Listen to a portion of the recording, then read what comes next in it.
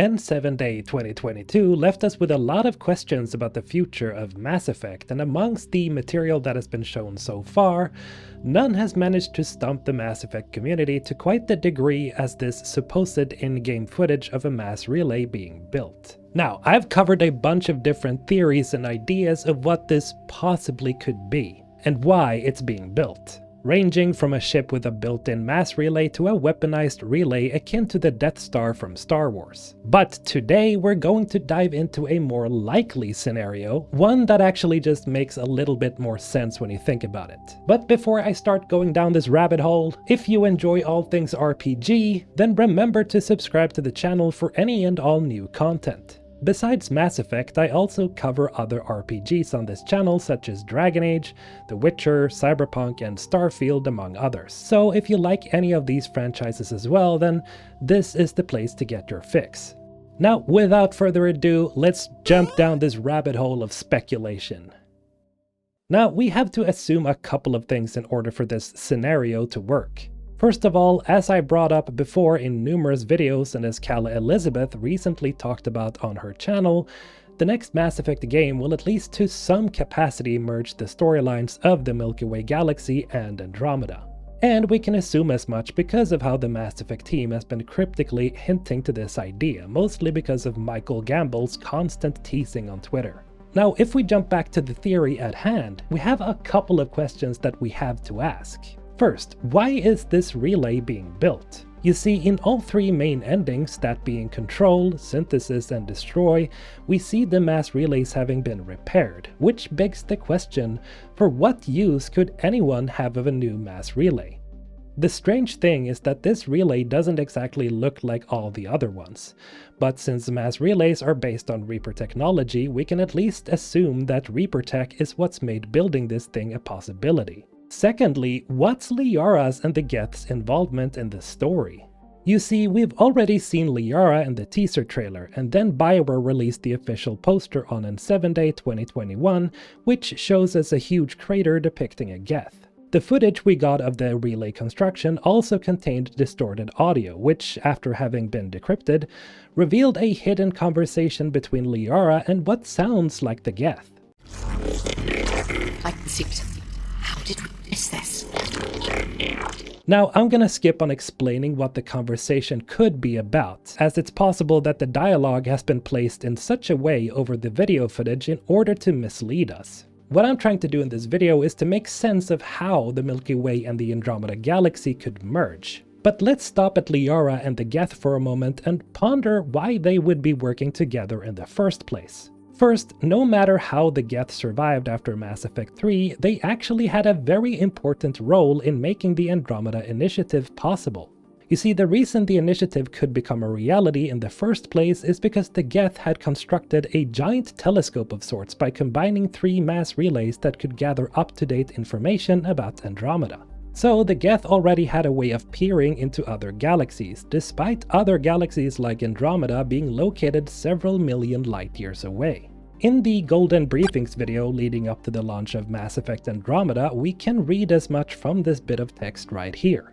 But what's also interesting is that it says that the Geth were already studying dark space for unknown reasons. Now, one of the more interesting story aspects of Mass Effect Andromeda was something that we encounter very early on in the story.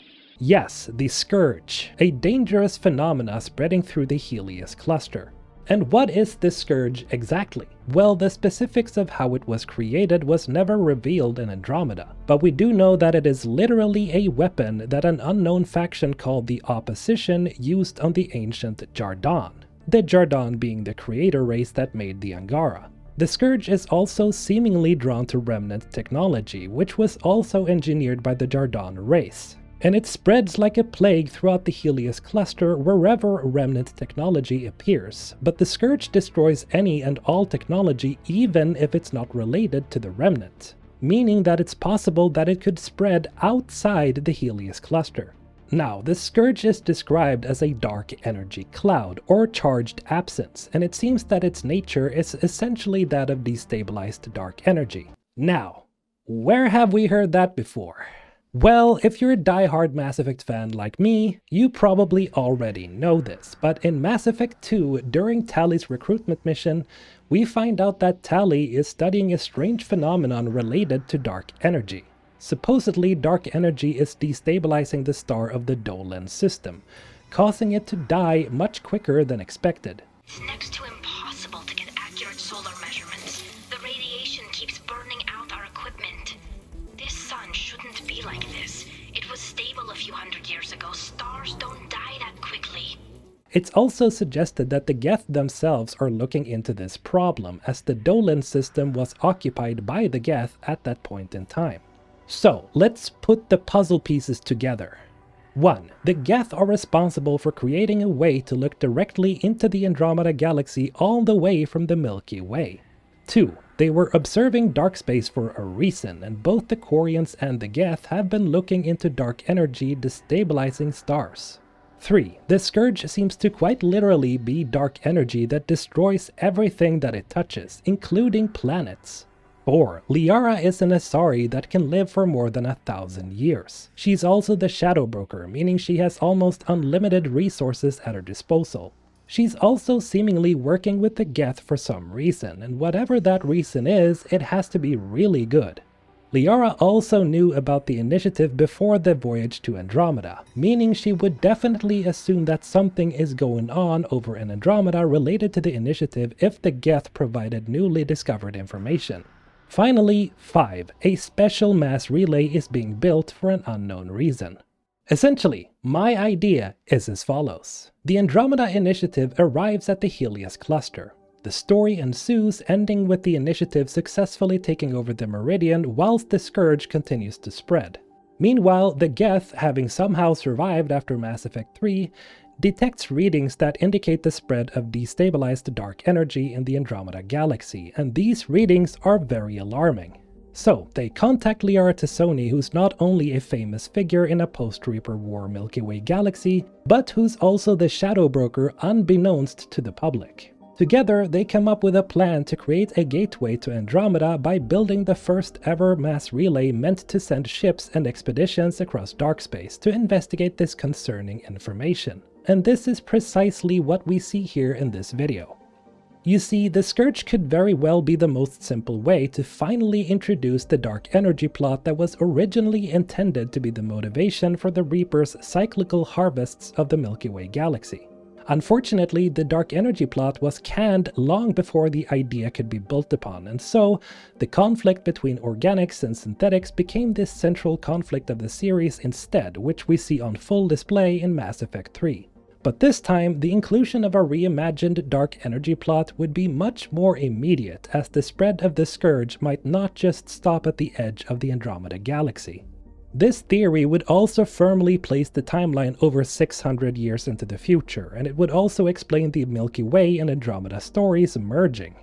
But what happens after that? Well, if we look at the original teaser trailer for the next Mass Effect, then we can logically assume that Ryder and the team somehow makes it to the Milky Way. For what reason? Well, that's a good question. This theory simply posits a solution to bringing the two storylines together, and it would be a nice homage to the original idea for the Reaper's existence.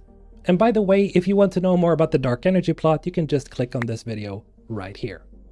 Remember to like this video if you enjoyed this theory, and do tell me what you think in the comments below. And as always, have a great day. MrHulthen signing out.